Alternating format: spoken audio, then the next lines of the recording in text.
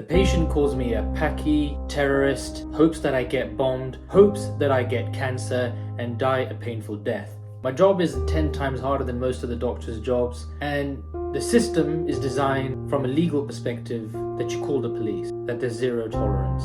And that's what I did. But when the officer came, he said, "Oh, I've heard that someone was being a bit rude to you." And I thought, not that you've heard. It's been witnessed by nurses, healthcare assistants, and experienced by myself and caught on security footage. That is how we get treated. What kind of response do you think that is?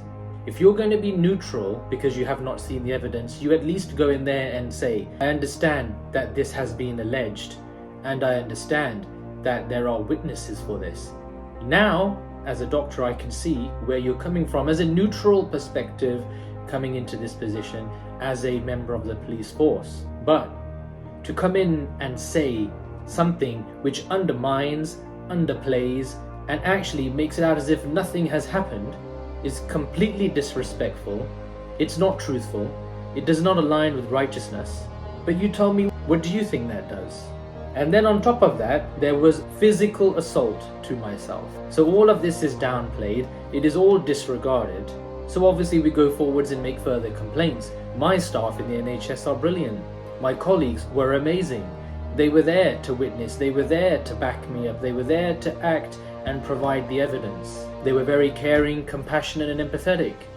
I have zero problems with my colleagues. They are amazing. They are fantastic at what they do. But I have a problem with certain people within the police force downplaying this. Now, I'm a big boy.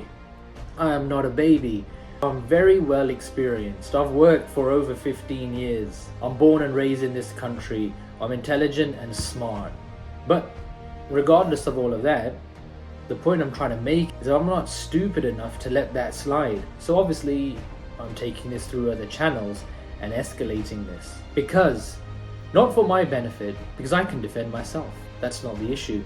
It is what if a young patient, a vulnerable patient, someone who's been abused, let's say a young girl or a young boy, and they go to this type of person to raise a complaint, to raise things which are illegal, criminal, how would they be treated? They would be dismissed. They would be pushed to the side. Their trouble, abuse, being a victim, being a survivor would be downplayed. That's what's happened for a long time. And unfortunately, it's what will continue to happen until we stand up. And that is what I'm doing. I am taking this forward, and I will combat these narratives. I will combat these agendas because it is what is the righteous thing to do. It is the right thing to protect others, to serve others. That is what we do. Let me know what you think in the comments.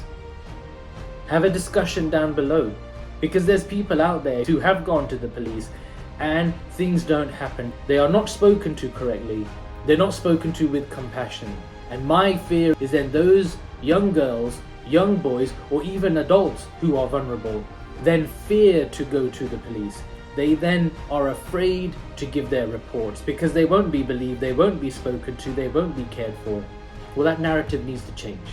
My name is Dr. Mivi Singh. I'm your emergency medicine doctor, and if you like that message, subscribe. And for those of you that do and already watch, I'll catch you all in my next video.